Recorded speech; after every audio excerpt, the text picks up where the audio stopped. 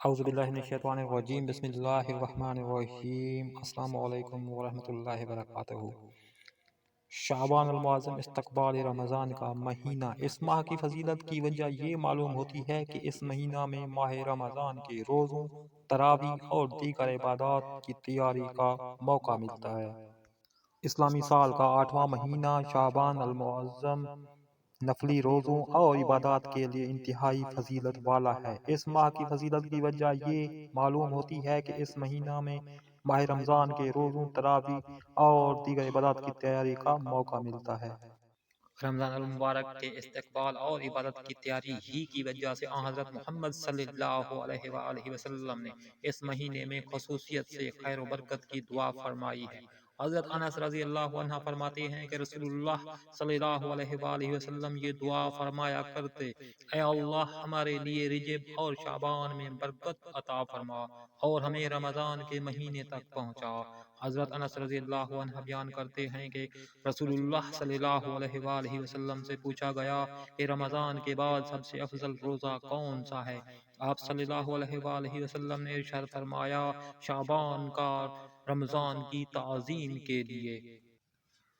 ترمذی۔ حضرت عائشہ صدیقہ رضی اللہ عنہا فرماتی ہیں: میں نے نہیں دیکھا کہ آپ صلی اللہ علیہ وآلہ وسلم کسی مہینے میں شعبان سے زیادہ نفلی روزے رکھتے ہوں۔ اس کے ساتھ ساتھ حضرت ابو ہریرہ رضی اللہ عنہ سے روایت ہے کہ رسول اللہ صلی اللہ علیہ وآلہ وسلم نے ارشاد فرمایا، یعنی جب آدھا شعبان باقی رہ جائے تو روزے مت رکھو۔ علماء کرام نے اس کا مطلب یہ بیان کیا ہے کہ اس حدیث شریف میں ممانعت ان لوگوں کے لیے ہے جن کو روزہ کمزور کرتا ہے۔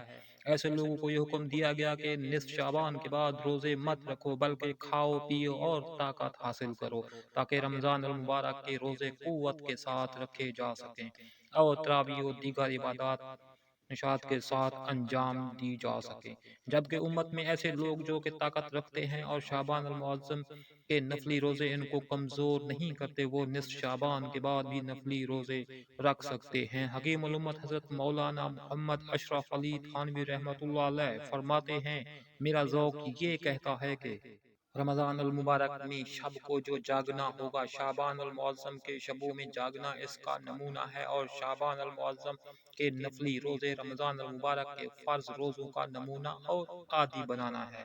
اور آدھے شعبان کے بعد روزوں سے جو منع فرمایا گیا ہے، یہ در حقیقت رمضان المبارک کی تیاری کے لیے فرمایا گیا ہے، یعنی کھاؤ پیو اور رمضان کے لیے تیار ہو جاؤ اور یہ امید رکھو کہ روزے آسان ہو جائیں گے۔ حضرت عائشہ صدیقہ رضی اللہ عنہا فرماتی ہیں کہ میں نے ایک رات نبی کریم صلی اللہ علیہ وآلہ وسلم کو اپنے بستر پر نہ پایا، تو میں آپ صلی اللہ علیہ وآلہ وسلم کی تلاش میں نکلی۔ میں نے دیکھا آپ صلی اللہ علیہ وآلہ وسلم مدینہ طیبہ کے قبرستان بقیع میں ہیں۔ آپ صلی اللہ علیہ وآلہ وسلم نے مجھے دیکھ کر ارشاد فرمایا: کیا تو یہ اندیشہ رکھتی ہے کہ اللہ اور اس کا رسول تیرے ساتھ ناانصافی کرے گا، یعنی تیری باری میں کسی دوسری بیوی کے پاس چلا جائے گا؟ میں نے عرض کیا: یا رسول اللہ صلی اللہ علیہ وآلہ وسلم، مجھے یہ خیال ہوا کہ آپ اپنی کسی دوسری بیوی کے پاس تشریف لے گئے ہوں۔ آپ صلی اللہ علیہ وآلہ وسلم نے ارشاد فرمایا: اللہ تعالی شعبان کے 15ویں شب میں آسمان دنیا پر نزول فرماتے ہیں، قبیلہ بنو کلب کی بکریوں کے بالوں سے زیادہ لوگوں کی مغفرت فرماتے ہیں۔ مشکوت شریف: قبیلہ بنو کلب عرب کا ایک مشہور قبیلہ تھا جس کے پاس عرب کے تمام قبائل سے زیادہ بکریاں تھیں۔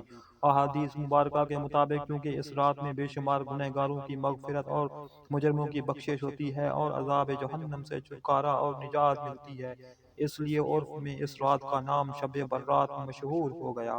البتہ حدیث شریف میں اس رات کا کوئی مخصوص نام نہیں آیا، بلکہ اللیل النصف من شعبان، یعنی شعبان کے درمیانی شب کہہ کر اس کی فضیلت بیان کی گئی ہے۔ حضرت صلی اللہ علیہ وآلہ وسلم نے شعبان کے مہینے کی آخری تاریخ میں خطبہ دیا اور فرمایا: اے لوگو، تم پر ایک عظمت و برکت والا مہینہ سایہ فگن ہونے والا ہے، پھر آپ صلی اللہ علیہ وآلہ وسلم نے شب قدر، تراویح، مغفرت باری تعالیٰ اور رمضان میں اہتمام سے کیے جانے والے خصوصی اعمال کا تذکرہ فرمایا۔ بارگاہ الہی میں دعا ہے کہ اللہ رب العزت ہمیں اس ماہ مبارک میں زیادہ سے زیادہ عبادت کرنے والا بنائے اور رمضان المبارک کے استقبال و عبادات کے لیے تیاری کی توفیق عطا فرمائے، جو کہ ہمارے گناہوں کی مغفرت اور اللہ تعالیٰ کی خوشنودی کا ذریعہ بنے۔ آمین۔